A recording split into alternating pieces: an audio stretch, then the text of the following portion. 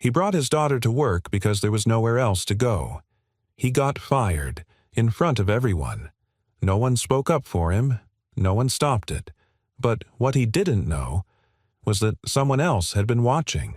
A woman in the corner. A memory in her heart. And a sentence that would change everything. I was that kid. This is the story behind the title you clicked. A single dad was fired for bringing his girl until his new boss walked in and said, I was that kid. If stories of kindness, quiet strength, and second chances speak to your heart, you're in the right place. Take a deep breath. And let's begin.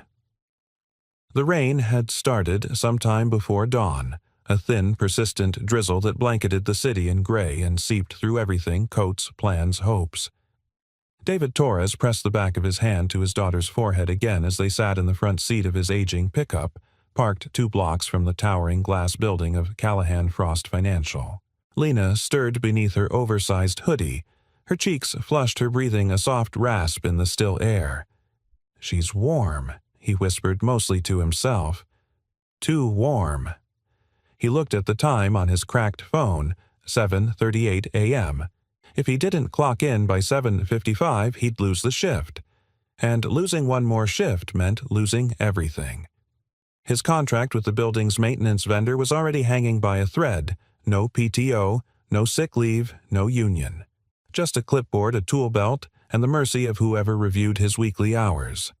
David looked at Lena again, her legs curled under her. She opened her eyes slightly.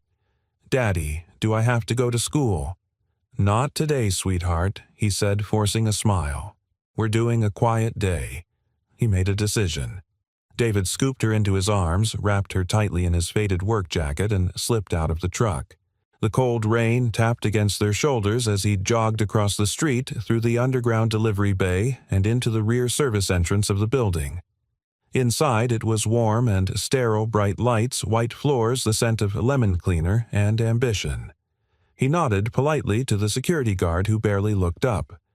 He carried Lena past the boiler room, past the janitorial lockers, and into storage room 3B, a forgotten closet behind the electrical panel. Stay here, baby, he whispered, laying her on a folded moving blanket. He handed her a thermos of warm water and a half banana. I'll be just outside. I'll check on you every break. Lena nodded sleepily. I like it when you're close. I'm not going anywhere. He kissed her forehead and stepped out, closing the door gently behind him. By 9:15, David was up on the 19th floor adjusting an elevator panel that had been glitching for days. He worked quickly, silently, just like he always did. Efficient, invisible, disposable. At 9:27, he got the text that would detonate his day. Torres, come to conference room A, immediately. Leticia Flores, director of HR. His stomach dropped. Had someone seen him bring Lena in cameras? A complaint? He wiped his hands, smoothed his jacket, and rode the elevator down, each ding echoing like a countdown. When he stepped into the glass-walled conference room, every head turned. Leticia sat at the far end of the polished table spine, ramrod straight eyes already narrowed like a verdict had been passed. Mr. Torres, she said coolly, why is your daughter in our building? David blinked. I didn't have anyone to watch her today. He began, heart thudding. She's sick. I couldn't leave her home alone. Leticia's voice sliced through his explanation like glass. This is not a daycare. Our company policy strictly prohibits unauthorized personnel on site, especially children. A few team leads sat along the wall, clearly uncomfortable, but no one spoke. She's not a danger, David said softly. She's just resting. I only needed to finish today's shift policy, Leticia said, is not a suggestion. You are in breach of security protocol. You are terminated effective immediately. The words landed like a slap. David opened his mouth, closed it again. No one looked at him. No one offered a word. Only the hum of the lights and the gentle tap of rain on the glass walls filled the silence. Leticia stood. You may collect your things. Security will escort you out. David nodded slowly. He turned and walked away, each step echoing louder than the last. As he exited the conference room, a movement caught his eye.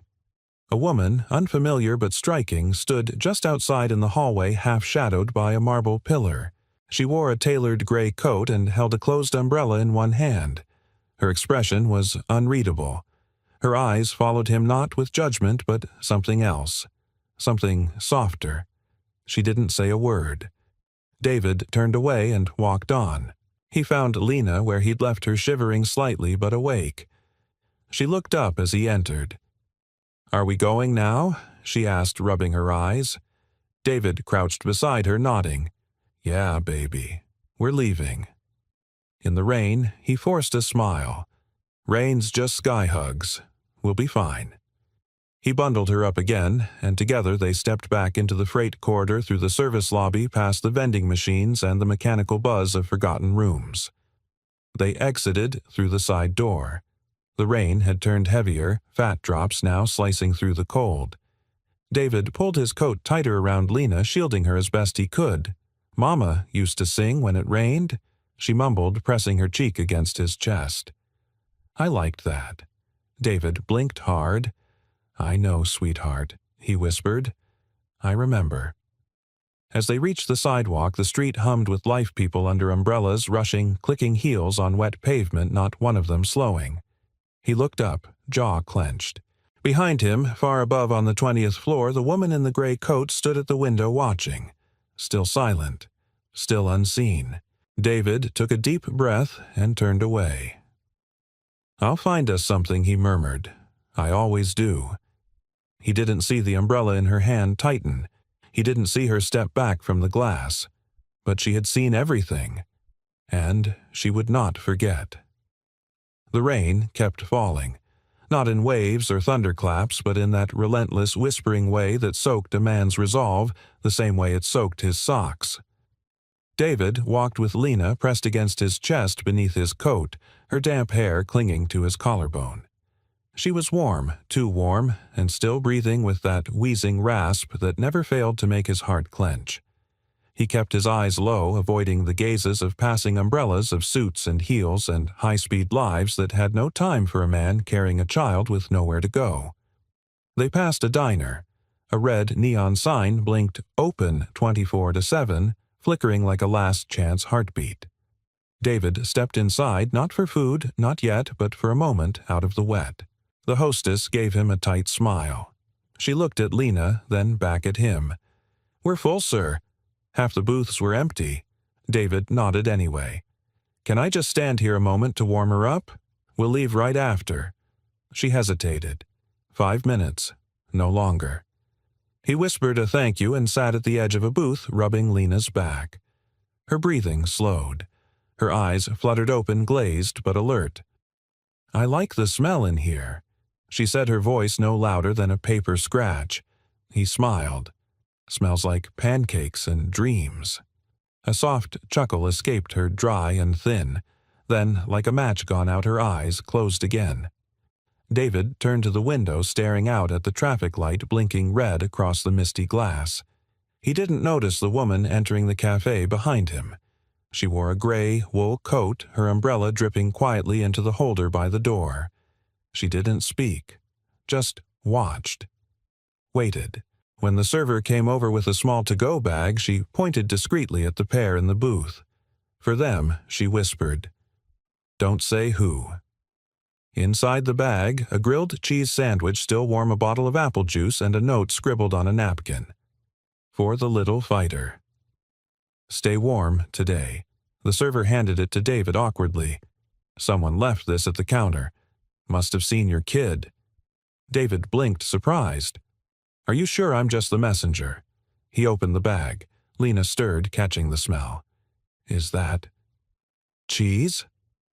"Looks like someone sent you magic," David said softly. "How lucky are we? I'm the luckiest." Lena mumbled, reaching for the juice. He watched her sip, her cheeks pinking ever so slightly. His throat tightened. Whoever had done this had seen them, cared, and that was more than most. They kept walking after that.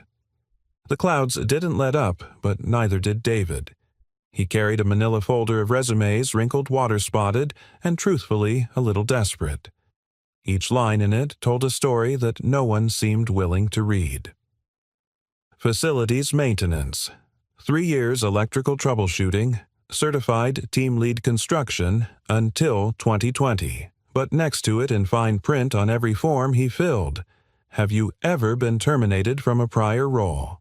Yes. And the moment he checked that box, every polite smile turned tight. Every "we'll get back to you" became a silent door closing.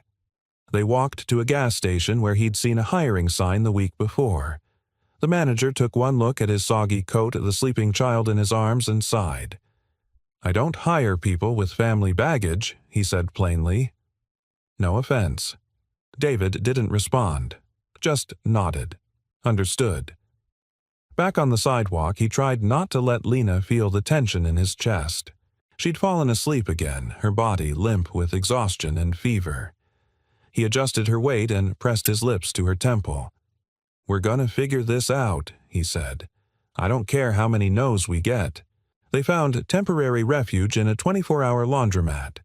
The place hummed with the sound of spinning dryers and the low buzz of fluorescent lights. David placed Lena on a bench and tucked his coat over her like a blanket. He sat beside her, head in hands, listening to the rain hit the metal awning outside. Then he heard it footsteps. Soft, deliberate. A woman passed by the window outside. He recognized her, or thought he did. It was hard to tell in the blur of motion and water. She didn't come in, just paused, looking through the glass at Lena at him, and then moved on. He stood up to follow, but hesitated. He couldn't leave Lena alone, and besides, why chase a stranger? He sat back down, and noticed something odd. Next to their bench on the small plastic table sat a box of tissues and a sealed bottle of children's cold medicine. David looked around. No one nearby. No sign of who'd left it. He picked it up. Brand new. Expiration date years ahead. He swallowed hard.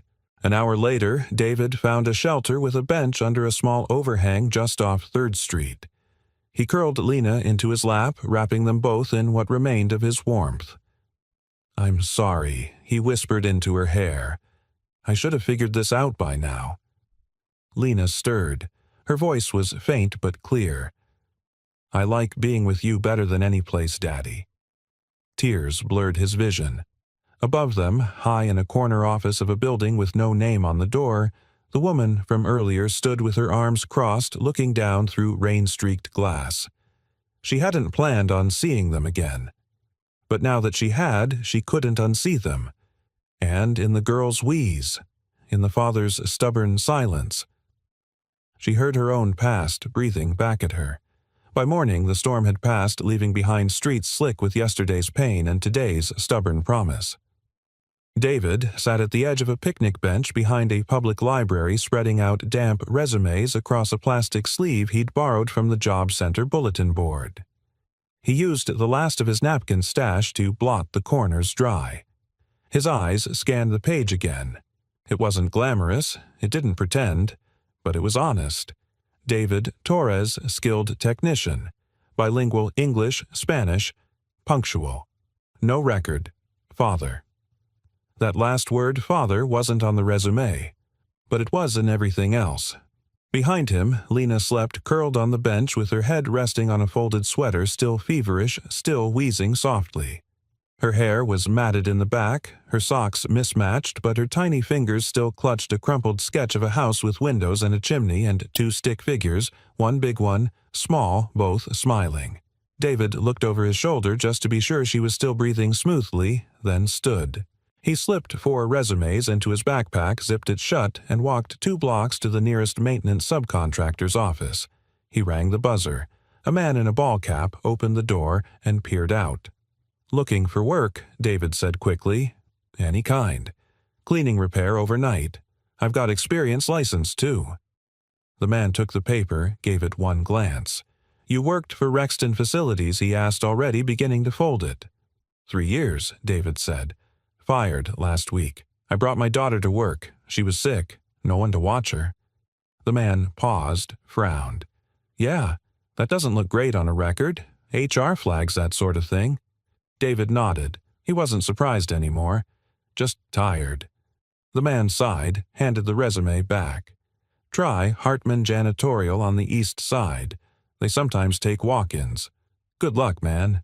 He returned to the bench. Lena stirred as he sat, her voice a soft croak. Did we get it? David smiled gently.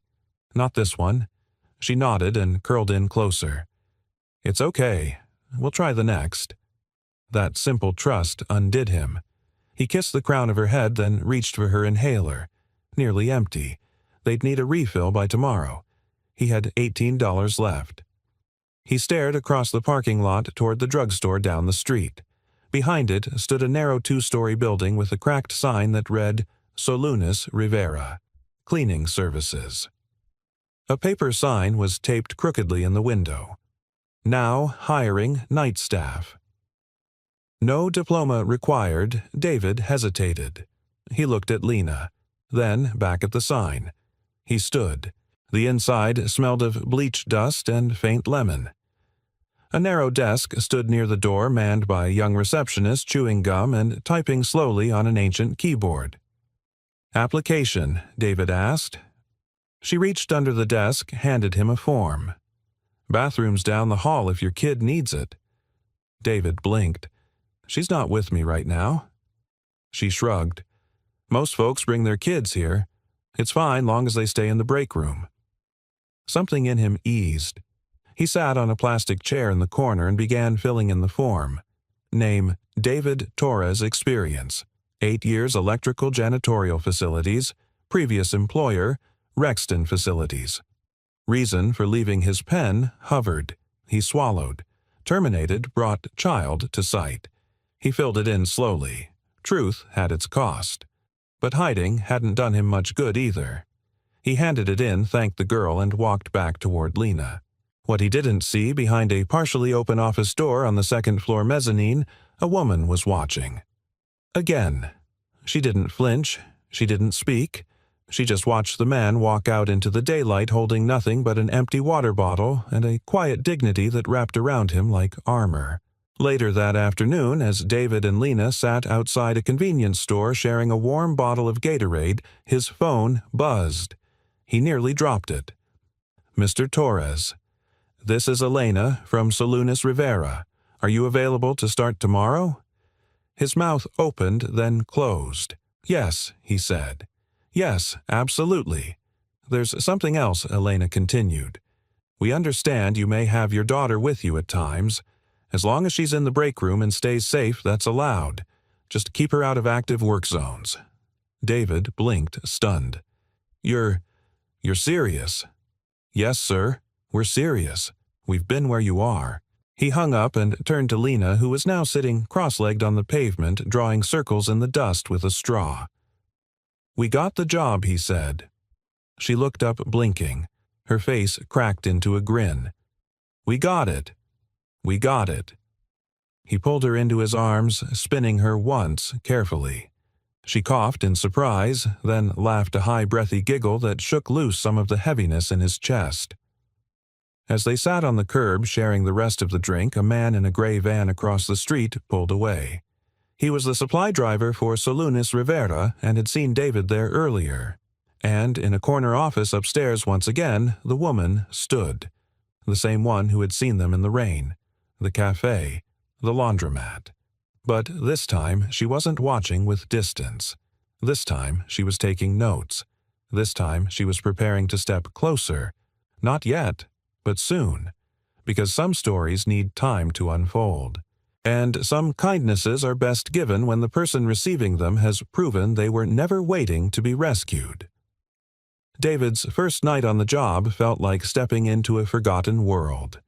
The building was old but functional, its polished floors whispering of long hours and small victories, its fluorescent lights flickering just enough to remind you nothing in life was perfect. The cleaning crew at Solunas Rivera operated like a quiet heartbeat after business hours, unseen but vital. And David, he fit right in. He wore his uniform like a second skin. Blue work shirt, name tag slightly crooked dark slacks too loose around the waist, he'd lost weight over the past weeks, though he hadn't noticed until he saw himself in the break room mirror. Lena sat curled on a beanbag chair in the corner, nibbling crackers, her blanket tucked around her like a shield. A donated tablet played gentle cartoons at low volume. She looked up every now and then, giving him a thumbs up as he walked past with a mop or empty trash bin. He worked fast, carefully, without complaint. He scrubbed floors, sanitized restrooms, vacuumed long corridors, and never once slowed unless it was to glance back at his daughter. That night, around 10:45 p.m., something unusual happened. He was buffing the hallway tiles on the executive level of floor they were only occasionally assigned when he heard the unmistakable click of high heels echoing down the hallway. He looked up, startled. A woman in a dark gray pantsuit turned the corner. Tall, confident, her face unreadable but familiar. Too familiar. He recognized her not just from a single moment, but from several. The blurred glimpses outside the diner, the laundromat window, even a faint memory of her near the park weeks ago. She had been there just at the edges. She stopped a few feet from him. "You cleaned this floor already?" she asked, voice cool but not cold. "Just finishing up, ma'am," he replied, moving the buffer aside. She nodded. "I've seen you before." He froze. She didn't smile. Didn't soften. But she didn't look away either. "I'm Claire Hartwell," she said simply. "I oversee several of the companies we contract with." David's heart dropped. So this was someone important. Dangerous, maybe. The kind of person who had the power to give or take in a single sentence. "I hope everything's been satisfactory," he said carefully. Claire tilted her head. "You're not just a janitor." He blinked. "No, ma'am. Yes, I am. Right now I am." You weren't always," she said. "Your hands, your posture. You used to lead people. It wasn't a question." David nodded slowly. Facilities team lead, then a shift manager. Until... Well, I got fired. Her eyes narrowed slightly. "Why?" He hesitated, but something in her expression made him tell the truth. "My daughter had a fever. Daycare closed. No family. I brought her with me to work. I kept her safe. Didn't let her near any danger or equipment. But someone reported it, and they let you go. They didn't even ask why David said." His voice wasn't bitter, just worn. "Policy's policy." Claire was silent. The hallway buzzed softly with the electric hum of lights. "You didn't try to appeal?" she asked. He gave a dry smile. "Tried. But HR didn't care. I didn't have a voice that mattered." Claire looked past him down the hallway, then back again. "You do now," she said quietly. David frowned. "I'm sorry," but she didn't explain. Instead, she turned and walked away, her heels echoing like punctuation. That weekend, David worked a double shift. Lena's fever had broken, but her cough lingered, and he was saving for her next pediatric visit. They'd found a tiny sublet, a basement room in a retired teacher's home, who charged them less than market rent because the little girl reminds me of my granddaughter. It was small, damp, and not very pretty, but to Lena it was a castle. She drew a flower on the wall with her crayons and labeled it Home. David watched her sleep that night on a real mattress for the first time in weeks. He didn't cry, but his hands trembled when he reached to adjust her blanket. Monday morning came with unexpected news. At the end of his shift, the HR lead at Solunas Rivera handed him a sealed envelope. "Upper admin wants you to see this," she said. "No idea what it's about." David opened it cautiously. Inside was a simple letter. "Mr. Torres, your work has been noticed. We'd like to offer you a trial supervisory position overseeing the rotating night crews at 3 buildings, including the Hartwell Tech Center. This position includes benefits. We'd like to discuss more in person. C.H. Claire Hartwell." He sat on the edge of the bench in the break room, letter in hand, heart pounding. Lena looked up from her coloring book. "Is it a good letter?" David smiled, wide, unguarded, real. "It's a very good letter. But what David didn't know, what he couldn't have known, was that Claire had gone home that night after their conversation and pulled out a dusty box from her closet. Inside, an old employee badge from 1996, a janitor's uniform, a photo of her at 8 years old sitting behind a mop cart bundled in a coat too big for her tiny frame, and a letter from a former boss. You don't belong in the shadows. Find your light. She had carried that with her through every promotion, every sleepless night in boardrooms full of people who never knew her story, until she met someone who reminded her why she'd never forgotten it, and why maybe it was finally time to give someone else the chance she once so desperately needed. David stood outside the Hartwell Tech Center, the letter still folded in the inside pocket of his work jacket worn thin at the elbows. A drizzle freckled the pavement.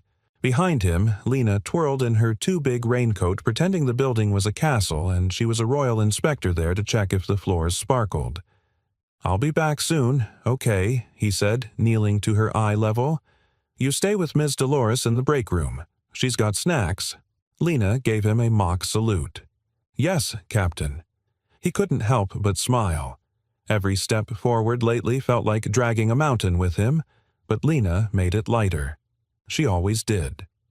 Inside the executive wing, David felt the difference immediately. Carpets thick enough to hush your doubts. Glass walls so clean they looked invisible. A receptionist with sharp eyeliner and sharper eyes offered him coffee. He declined. "Miss Hartwell will be with you shortly," she said. He nodded and waited on a leather couch that probably cost more than his entire car. But the moment Claire walked in, everything else faded. She didn't wear the intimidating suit today, just a navy blouse and slacks, no makeup, and a tired but genuine smile. She motioned for him to follow her into a quiet conference room. "Mr. Torres," she said, folding her arms gently. "Thank you for coming." Of course, David replied, still unsure whether to sit or stand. Claire gestured to the seat across from her. He sat. "I'm not going to bury the lead," she said. "You've been recommended by multiple staff for the open night crew supervisor position. That's not common. Most hires come from within." David tried to find words. I don't know what to say." "Say you'll consider it," Claire said. Then after a pause, "And if it helps, it comes with benefits. Medical, dental. For dependents, too." David exhaled slowly, the air shaky in his lungs. "Look," he said, his voice quieter now, "I've worked hard my whole life. Not always smart, maybe, but always hard. I've cleaned hospitals after night shifts, repaired heating units in 100-degree basements, mopped up messes no one talks about. But I've never felt like anyone was watching. Like it mattered." Claire didn't blink. "It did," she said. "And it does." Then she reached under the table and slid over a red folder. Inside, neatly printed on cream paper, was a file labeled Torres David Observation and Recommendation Notes, initiated by Claire Hartwell. David stared at it. "You've been watching me?" he asked, not with fear, but confusion. "Not spying," Claire said. "Observing. Ever since that night outside Rexton. You probably didn't see me. I was leaving late. You were walking away with your daughter holding her like she was glass and lightning at once." David's throat tightened. Claire continued. "I followed you, not to interfere, just to remember. Because a long time ago, someone watched me walk home from a janitorial shift with my little brother asleep on my back. Someone believed in me before I could spell the word ambition, and I never got to pay that forward." David sat back in stunned silence. "You're offering me this job because I remind you of you?" he asked softly. Claire shook her head. "I'm offering it to you because you've earned it." The resemblance. "That's just the part that makes me need to." The room held its breath between them. "I won't let you down," David said. "I know." That night, David didn't tell Lena everything just that he might be getting a promotion. She jumped into his arms and made him pinky promise that if he became a boss, he wouldn't be too serious to still make pancakes in funny shapes. He promised. And when she fell asleep on their mattress curled against a stuffed bear missing one eye, David sat quietly at the edge of the bed, rereading the letter from Claire and the observation notes again and again. The kindness that had shadowed him wasn't luck, it was choice, and it had a face now. At work, things changed quickly. Supervising 3 buildings wasn't easy. The staff varied wildly. Young people juggling 2 jobs, retired veterans trying to stay active, single mothers who clocked in after putting their kids to sleep. David saw them all, understood them. He implemented rotating shifts to help parents get home early. He arranged weekend potlucks on site to ease the loneliness night workers often carried. He kept a locked drawer filled with extra baby wipes, granola bars, and dollar store socks. People started calling it the kindness drawer. Claire stopped by once a week. She never stayed long, just walked the floors, greeted staff, left handwritten thank you notes tucked into lockers. David noticed every gesture. So did others. One day, weeks later, he found a note in his locker. "You changed the way this place feels. You made me believe it wasn't just about work, but about being seen. Thank you for giving us that." It wasn't signed. He didn't need it to be. Kindness didn't always wear a name tag. And sometimes the most powerful transformations start not with grand gestures, but with someone quietly noticing and then choosing not to walk away. David folded the note, carefully slipped it into the same red folder Claire had once given him. He labeled the folder, now Kindness File, and in it he started collecting more than papers. He collected every quiet reminder that even in a world that often looked away, someone watching with empathy can change everything. The first time David brought Lena to the main building after being officially promoted, she held his hand tighter than usual. The sun had just started rising behind the high-rises of downtown, casting long, gold-tipped shadows across the pavement. For the first time in weeks, the morning didn't feel like a finish line. It felt like a beginning. "Are we allowed to go in the front door now?" Lena whispered, eyeing the revolving glass entrance. David grinned. "Guess we are."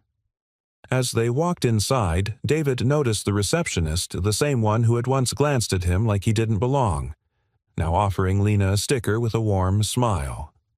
A butterfly. Lena placed it proudly on her tiny jacket. Claire was waiting near the elevator. She wasn't wearing a suit. Instead, a simple cardigan and dark jeans made her look less like an executive and more like someone's thoughtful older sister. The look on her face when she saw Lena was the softest David had ever seen from her. "Good morning," she said to both of them. Lena hesitated, then reached into her pocket and handed Claire a folded piece of paper. "I made you a picture. It's you, me, and Daddy. You're smiling." Claire unfolded it. 3 stick figures all holding hands under what looked like a huge yellow sun and a tall building with a heart on top. Claire blinked quickly, then smiled. "Thank you, Lena. This is perfect." She crouched beside the girl and whispered something David couldn't hear. Lena nodded solemnly, then skipped off toward the break room, humming. Claire rose. "She's beautiful. She's my whole world," David said, watching her go. There was a pause before Claire spoke again. "You know, we don't often get a chance to rewrite the stories we come from. But sometimes life gives us a pen again." David nodded slowly. And a clean page. The following weeks passed in a blur of purposeful motion. David dove into the role with quiet determination, building bridges between departments, listening more than he spoke, and always leading by example. He wasn't trying to climb any ladder, he just wanted to make the floor solid for others to stand on. One afternoon, he found a newer janitor, Michael, barely 19, asleep beside a supply closet, clearly exhausted. David didn't yell. Instead, he sat down beside him and asked him what was going on. Michael's eyes welled up. "My mom's in chemo. I'm working nights here and delivering food during the day. I'm trying, but I'm so tired." David helped adjust his schedule to something humane, started a quiet donation pool among the staff, and gave the boy a ride home when he didn't have one. It wasn't charity. It was what someone once did for him in their own way. And in the background of it all, Claire kept appearing. Always just when he didn't expect her, offering a cup of coffee, dropping by with notes, sometimes just watching from the back during a staff meeting. She never brought up her past, never explained more. But one Friday night, everything shifted. It started with a phone call. David was finishing paperwork when the security desk rang through. "Mr. Torres, there's a woman asking for you. Says it's personal." Confused, David made his way down and found Claire standing by the lobby window staring out into the rain. She looked different. Vulnerable, somehow. "I didn't know where else to go," she said. David walked closer. "Are you okay?" Claire didn't answer right away. She stared out at the storm for another moment before turning to face him. "My father was a janitor," she said, "single parent. We used to clean office buildings just like this at night. I did homework in the supply closets. Ate dinner from vending machines. I hated the smell of bleach because it meant we'd be here until 2 a.m. David stood silently. "He lost jobs because of me," she continued. "One night I fell asleep under a desk in an executive suite. A man found me and told my father we were a liability. He was fired the next morning." David's breath caught.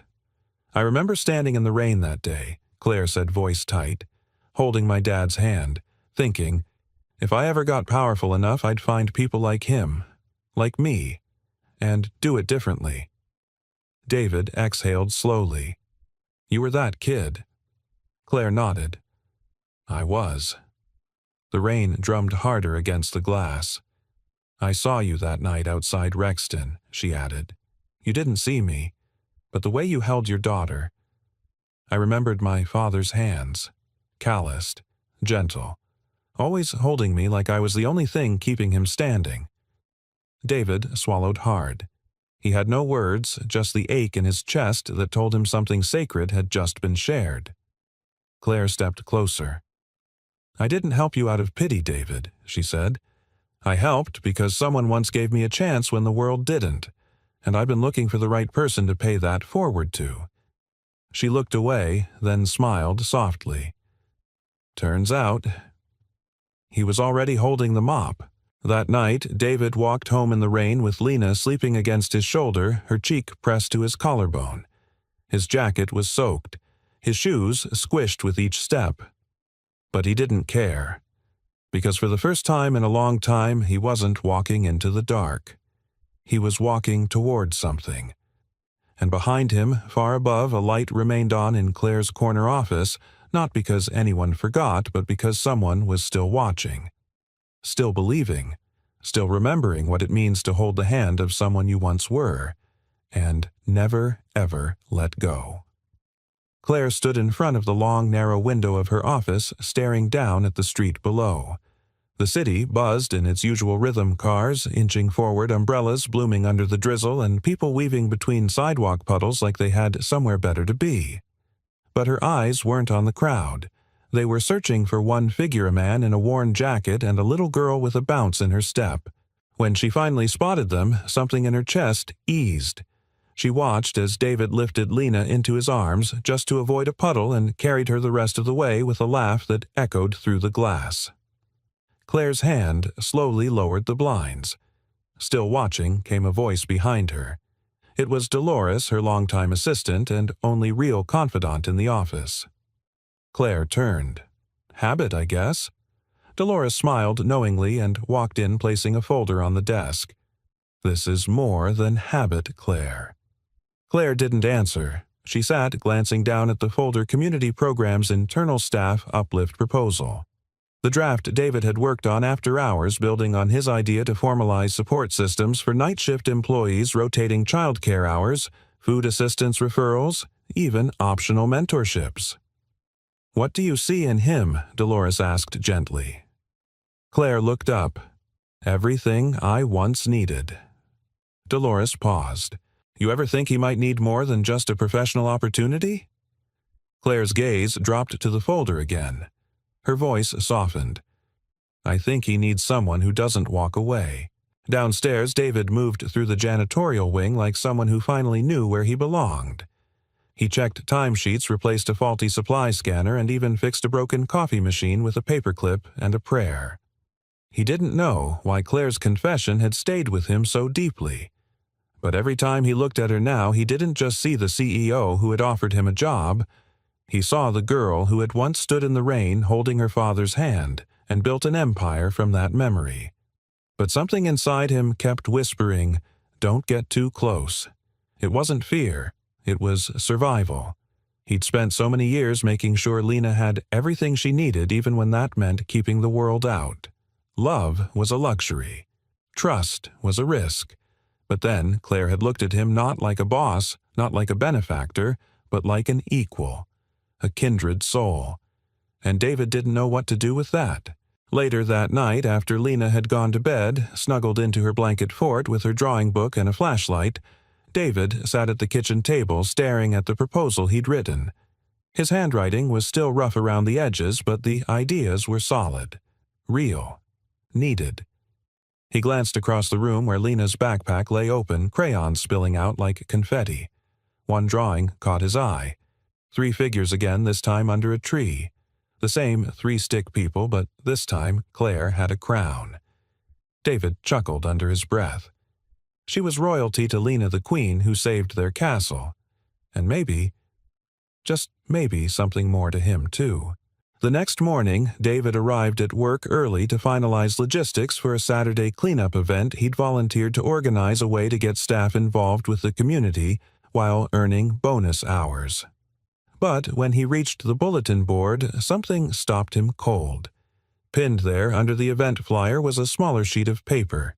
Typed, "Clean, quiet. Meet me on the rooftop at 6:15 p.m. C.H." His stomach flipped. At 6:13, he was already waiting, heart-racing hands jammed into his coat pockets. The rooftop was quiet, a small urban garden nestled behind solar panels and HVAC units, one of those hidden perks executives never talked about. Claire arrived 2 minutes later, hair pulled back, coat flaring behind her in the soft evening wind. She didn't speak right away. Instead, she walked to the railing and looked out. David joined her in silence. Then, softly, she asked, "What's the scariest thing you've had to face as a father?" David didn't hesitate. "Failing her." Claire nodded slowly. "Same." He turned to her, confused. "My brother," she said. "I raised him after our father died. He was 12. I was barely out of college. I wasn't ready, but I had no choice." Her voice was steady, but her eyes betrayed the weight of years she rarely spoke of. "I missed parent-teacher meetings. I forgot birthdays. I buried myself in work because I didn't know how to be everything he needed." David said nothing. He knew that kind of guilt. The kind that didn't raise its voice, just stayed quietly in the background, reminding you could have done better. Claire turned to him. "I see the way you are with Lena. How she laughs louder when you're near. How she looks for your face before she does anything new. You're not failing her, David. You're giving her a story she'll carry into every room she ever walks into." David's throat tightened. And then she stepped closer. "I'm not asking for anything from you," she said. "Not out of gratitude. Not because I offered you a job. But if there's space in your life, not just as a father or as an employee, but as a man, I'd like to stand in that space." David looked at her, truly looked. He saw the rain-soaked girl, the iron-willed executive, the woman who had reached back in time, not just to pull someone forward, but to meet them where they stood. And for the first time in a long time, he felt the invisible thread between 2 people who had spent years trying to protect others and maybe finally found someone who could protect them too. He didn't answer with words. Just reached out and gently took her hand, and for once, neither of them had to be strong alone. The following Monday began like any other. Lena had insisted on wearing her lucky shoes, a pair of pink sneakers that lit up when she walked. David chuckled as he knelt to tie the laces. "You know you're going to blind someone in the elevator, right?" She grinned. "Then they'll be happy. Lights make people smile." He couldn't argue with that logic. At work, Claire was already in motion, navigating a gauntlet of meetings and internal strategy sessions. She wore that usual poise of hers, but there was a softness under it now, like someone walking through the world, not just thinking about numbers, but about hearts. She glanced out the window more than once that morning, and each time she hoped the man with the warm eyes and quiet strength would glance up too. At 10:47 a.m. everything changed. A fire alarm blared from the east wing of the building. People spilled from conference rooms and cubicles confused but not panicked. Protocol was followed orderly exits, head counts, safety checks. David had been on the third floor inspecting new mop inventory when he heard the alert. Within seconds, he'd slung his radio over his shoulder and moved toward the stairwell. By the time he reached the second-floor hallway, the smoke detectors had gone off and a shrill cry rose above the din. A child's cry. He knew instantly. Lena. Backtracking through the thinning hallway, he found her near the admin daycare center, pressed against the wall, eyes wide with fear. The daycare staff had already evacuated, but somehow Lena had darted back in looking for her crayon box. "Daddy," she cried, arms outstretched. Without a word, he scooped her up and shielded her face with his jacket. Smoke was beginning to creep from one of the side storage rooms, just a wiring short, he guessed, but enough to cloud vision and panic the senses. He moved quickly, years of janitorial familiarity guiding his steps, knowing which hallways dead-ended and which ones doubled as emergency exits. When he burst through the east stairwell, Lena clinging to him like a koala, a wave of relief swept over him until he heard a voice yell from above. "There's still someone on 5 instinct kicked in." David passed Lena to a waiting security officer and turned back without hesitation. The building's upper floors weren't in flames yet, but every second counted. Claire had been coordinating with emergency response teams outside when she saw David disappear back into the building. "No," she shouted, but it was too late. People saw her expression change. The calm corporate executive now looked like someone whose entire world had just walked back into danger. 15 minutes crawled by, then 20. A few smoke-touched employees stumbled out, a shaken intern, a coughing maintenance worker, but no David. Claire stood frozen. Every memory, every quiet moment they'd shared replayed in her mind like still frames from a reel that might end too soon. And then the doors burst open. David emerged, soot-streaked shirt torn at the shoulder, carrying an older employee, Janine, the accounts payable lead, in his arms. The crowd gasped. Claire didn't. She exhaled finally, and her hand went to her mouth, eyes filling. He laid Janine gently on the paramedic stretcher and turned, expecting silence. Instead, the crowd applauded. It wasn't loud, it wasn't orchestrated, but it was real. That afternoon, the office buzzed in a way it hadn't in years. No one was talking about deadlines or stock options. They were talking about the janitor who ran back into a building for someone who wasn't his daughter, someone he barely knew. They were talking about David Torres. By 3 p.m., someone had posted a photo of the moment he carried Janine out, snapped by an intern. By 6 p.m., it had gone viral within the company intranet, captioned, "Sometimes the strongest ones wear aprons, not suits." Claire printed the image and quietly slipped it into a folder labeled Future Leadership. That evening, David sat on the worn couch in his apartment, arms wrapped around Lena, who had fallen asleep mid-cartoon. Claire stood at the open door. "You didn't have to go back in," she said softly. "I couldn't not go," he replied. "That's somebody's mom. Somebody's everything." She stepped closer. "You didn't just save her, David. You reminded people what real leadership looks like." He looked away. "I'm just a janitor." "No," she said, her voice low but sure. "You're the kind of person I want this company to be proud of. And the kind I—" She stopped herself. David met her eyes, and this time it wasn't a silent understanding. It was a confession neither of them needed to complete. That night, long after Lena had been tucked in and the city's lights shimmered like stars spilled across asphalt, David stepped onto his tiny balcony. Claire joined him, holding 2 mugs of tea. The world still spun, but in that moment, for once, it didn't feel like it was spinning without them. They stood shoulder to shoulder, 2 people who had carried more than their share of weight, and finally found someone to carry it with, because sometimes the heroes weren't in capes or corner offices. Sometimes they were the ones with calloused hands and soft hearts, and sometimes the world noticed just in time. The next morning, sunlight spilled through the east-facing windows of the office building, painting golden streaks across the marble floor. The lobby buzzed with whispers not of deals or deadlines, but of David. People who had never noticed him before now offered nod smiles, even coffee. Some clapped him on the back as he passed. The same uniform he wore every day now seemed to carry weight, not invisibility. But David remained quiet, polite, grateful, humble. His only concern that morning had been Lena's scraped knee from the chaos the day before.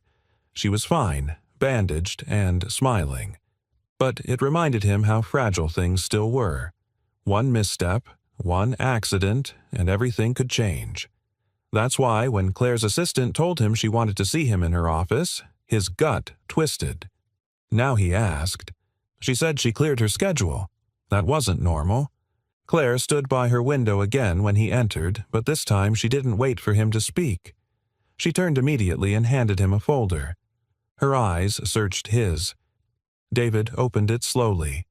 At the top was a letter, embossed with the company's logo. Offer of promotion. Director of Facilities and Community Engagement. He blinked, scanned the page again. His salary tripled. Benefits extended. Child care support. A private office. And, below that, a note in Claire's own handwriting. I believe in what you're building. I want the world to see it. He looked up, stunned. Claire, I'm not. You are, she interrupted, gently but firmly. You don't see it yet, but everyone else does. The janitor who stepped up and carried someone from the fire. That wasn't luck. That was you. The man who stayed late, submitted proposals, remembered every face and name in this building. That's you. David's throat tightened. I never finished college, he said quietly. I've never led a team. I don't wear a suit. Claire stepped forward. Neither did my father.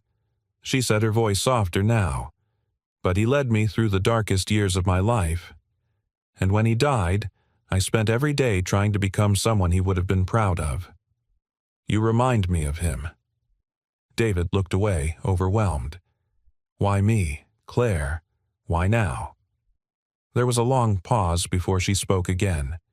Because I was that kid. He froze. She walked past her desk, lifted a photograph from her bookshelf and handed it to him. A faded image, a little girl no older than Lena holding hands with a man in a janitor's uniform. Both were drenched in rain, but they were laughing. Behind them, a small building with a flickering neon sign, Mercy Diner. He used to take me there when we couldn't afford the heating bill. We'd share one plate of fries and he'd draw smiley faces in the ketchup. That's how I remember feeling safe. Her voice caught slightly. He brought me to work with him once when I was sick. His boss saw us and fired him on the spot. David's eyes widened. Claire nodded. We spent 3 nights in a motel after that using coins he'd saved in a jar labeled Hope. Her voice steadied again. When I saw you that day carrying Lena rushing to explain yourself to security, I didn't see an employee. I saw him. I saw me. I followed you that afternoon. I watched you leave that building with dignity, even when it hurt. And I knew I had to find a way to make it right, not just for you, but for every kid like I was. David looked at her speechless. His chest felt tight with a mix of awe, emotion, and something else rising, slowly recognition. Claire continued, her voice barely above a whisper. I wanted to tell you sooner, but I needed you to know you earned this on your own. The silence between them was full, but not heavy. David set the photo down. You didn't just make it right, Claire. You made it matter. They stood there for a long moment. No titles, no walls, just 2 souls who'd carried pain in different shapes and had somehow met in the middle. Then Claire smiled gently. So, Director Torres, shall we change a few things together? He chuckled softly. Only if I get to bring my tool belt. That night, David sat with Lena on the edge of her bed. She was coloring again, this time with new markers Claire had sent as a surprise. "What's that?" he asked, pointing to her drawing. She held it up proudly. A picture of their apartment, but brighter. Flowers in the window. 3 stick figures again, her David. And Claire now holding both their hands. "She's happy," Lena said, as if narrating for a stranger. "Because she's not alone anymore." David kissed the top of her head. "Neither are we, sweetheart." Across town, Claire stood on her own balcony staring at the stars. For the first time in years, she felt like her father would be proud not just of what she'd built, but of how she was building it now. Her phone buzzed. A message from David. "Thank you. For everything. For seeing us." She typed back slowly, carefully. "I didn't just see you. I recognized you." She paused, then added, "And I'm not walking away." In the stillness of the night, something shifted, not loudly, not dramatically, but with the quiet certainty of healing beginning to take root. A janitor no more. A girl no longer waiting. A company about to be led not just by strategy, but by compassion. And at the center of it all, one man, one child, and one woman who had once been that kid, who now held the power to rewrite what dignity and leadership looked like together. The day David officially started as Director of Facilities and Community Engagement.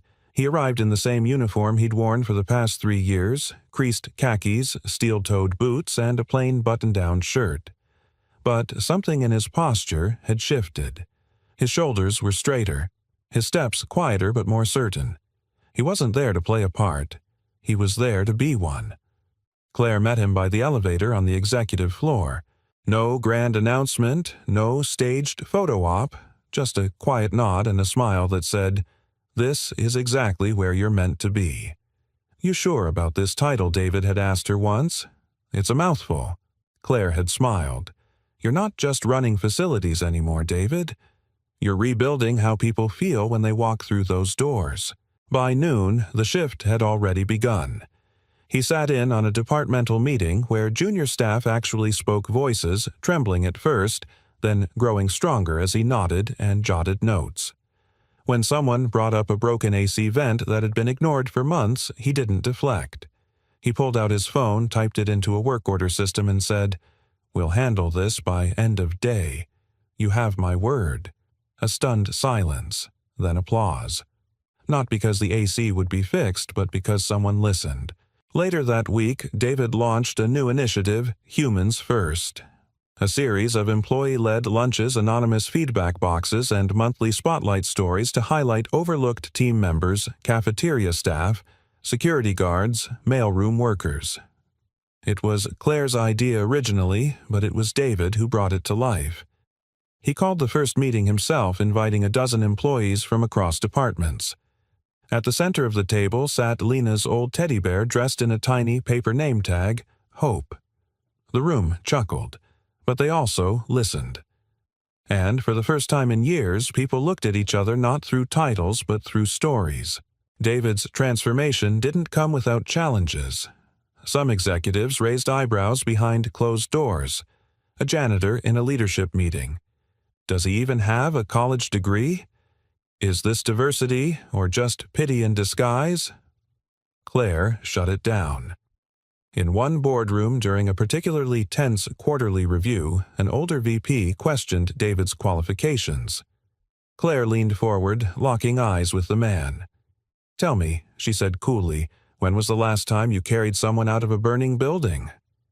The room fell silent. David didn't gloat. He never had. He simply leaned in and said, "I'm not here to impress anyone. I'm here to make sure the next person who walks in with a dream doesn't leave feeling invisible." That was the moment the tide turned. Outside the office, life changed too. Lena thrived in her new school. She had friends, now art supplies that weren't shared from a public bin, and teachers who called her bright, not behind. David picked her up every day at 3:15 sharp, sometimes with a smoothie, sometimes with news about a leaky pipe he'd fixed, but always with a smile. Claire came by some afternoons, usually with a second smoothie, and Lena, without asking, always offered her the first sip. One Friday evening, David invited Claire and her assistant to dinner at a small restaurant tucked between 2 laundromats. It wasn't fancy, but it was theirs. A place Lena called Our Victory Spot.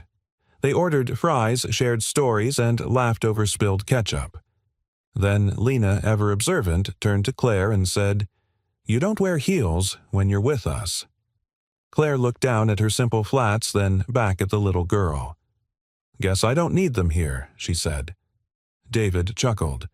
"She's got a way of stripping down your walls." Claire's eyes met his. "I think that's exactly what I needed." Later that night, as David walked Claire to her car, the air warm, and still he paused. "You know," he said, voice low, "I used to think love was for people who had time for it, who didn't have to worry about rent or lunch money, or if their kid would get teased for second-hand shoes." Claire turned slowly, and now he exhaled. "Now I think maybe love is for the ones who never stopped showing up anyway." She stepped closer, even if they're covered in mop water and drywall dust. He grinned, especially then. They didn't kiss, not yet, but as she reached for his hand and he let her, something quieter, deeper passed between them. Respect, recognition, and hope. Back at home, Lena had left a drawing on the fridge. 3 figures again, this time with a heart over their heads, and in big, colorful letters, "Sometimes families aren't found. They're made." David stared at it long after Lena had gone to sleep, and he realized maybe this wasn't just a new chapter. Maybe this was the book he'd always wanted to write now with someone who knew the pages before he ever turned them. Because love wasn't about timing. It was about presence, about the people who saw you when you were invisible, and chose to stay. It had been exactly 1 year since that morning, since the security guard's raised hand, since the quiet shame of walking out with his daughter in his arms and the cruel finality of the word terminated. And yet, standing at the front of the community room now wearing a button-down shirt that Lena had chosen, hair trimmed slightly better, and heart steady, David Torres didn't feel like the man who once begged for a second chance. He felt like the man who gave them. The walls around him buzzed with life staff from every department, their families, retired employees, even a few new hires who had heard the janitor's story and come just to see if it was true. Claire stood by the doorway, leaning against the frame, a soft smile playing on her lips. Lena sat cross-legged in the front row, a paper sign taped to her chest that read, "My dad's the boss, and my hero." The room quieted as David stepped to the small podium. No mic, no teleprompter, just a simple note card in his hand and a heart too full to hide. He cleared his throat. "I'm not gonna lie. I've stood in this building soaked in rain, covered in bleach once with gum on my shoe and once with a sandwich stuck in my back pocket. But today, I stand in gratitude." Laughter rippled softly. David glanced at Claire. Her eyes were on him, steady, proud. "I used to believe that people like me didn't belong in places like this. That once the world labels you maintenance or just a dad, you keep your head down and stay out of the way. But then something happened. Something small. Something big. All at once." He looked toward Lena. "Someone believed in me." His voice cracked just enough to make every person in the room lean forward. "I wasn't given this role because I wore the right tie or had the perfect resume. I was given it because someone saw the kind of leader who doesn't leave, who stays when the hallway floods, who shows up after they're told not to, who holds a child's hand tighter when everything's falling apart." He folded the card and put it in his pocket. "And today, if I can leave you with anything, it's this: we all carry keys. Not just to open doors for ourselves, but to unlock someone else's future. You may never know the weight a smile lifts, or how far a kind word carries. But believe me, sometimes that's the miracle. The silence that followed wasn't empty. It was full of hearts opening, of walls falling, of seeds being planted." Claire was the first to stand. The room followed one by one until everyone was on their feet. No music played, no confetti dropped. But it didn't need to. This was a standing ovation, not for a title but for a life rebuilt one choice at a time. That night, David and Claire sat outside the modest brownstone he now called home, one he'd bought with his first bonus, not because it was flashy, but because it had a porch where Lena could paint sunsets. The summer air was soft, filled with fireflies and the faint hum of distant laughter from neighboring yards. Claire held a glass of sweet tea in one hand, her other wrapped around David's. He broke the silence first. "Do you ever think about that day? The fire alarm, the chaos security pushing me out?" She nodded slowly. "I think about what would have happened if I'd walked away." He looked at her. "But you didn't." "No," she said gently, "because I knew what it felt like to be you, and I knew what it meant to be seen." They were quiet a moment more. Then she leaned her head on his shoulder. "David, I think I love your daughter's drawings more than any painting I've ever bought." He smiled. "That's good, because there's a whole stack of family portraits she's planning to hang in your apartment." Claire chuckled softly. "She already assigned me a favorite color and a superhero nickname. She told me, David said, 'You're Captain Calm.'" She laughed again, an easy, full sound that made something settle inside him. Not excitement, not butterflies.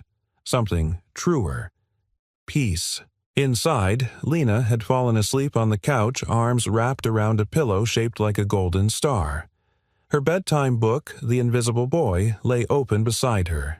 She had underlined a line in pencil, even though she knew she wasn't supposed to write in books when someone sees you, you're not invisible anymore. David knelt beside her and kissed her forehead, then gently lifted her in his arms and carried her to bed.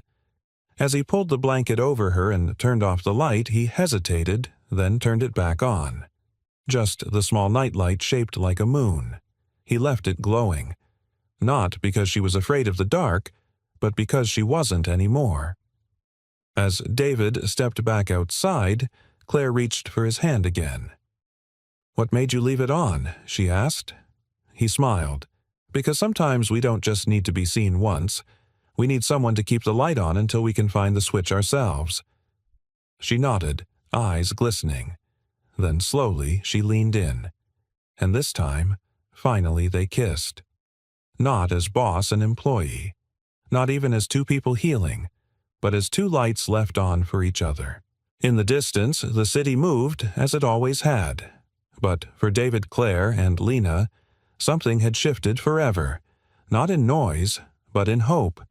Because love, when born from kindness, doesn't just change a story. It rewrites the ending. Sometimes the people who save us don't raise their voice. They just raise an umbrella. And sometimes the most unexpected love grows from a single act of silent grace. That's what happened here in the story of a man who was fired for bringing his little girl to work, and a woman who saw herself in that child, because once she was that kid. What would you have done in Maya's place, or Jake's? Have you ever crossed paths with someone who reminded you of your younger self, someone you just couldn't walk away from? Let us know where you're watching from and what part of this story touched you most. And if you believe the world needs more stories like this, subscribe to join a growing community that believes in love, kindness, and second chances. Thank you for watching. We'll be here with the light on.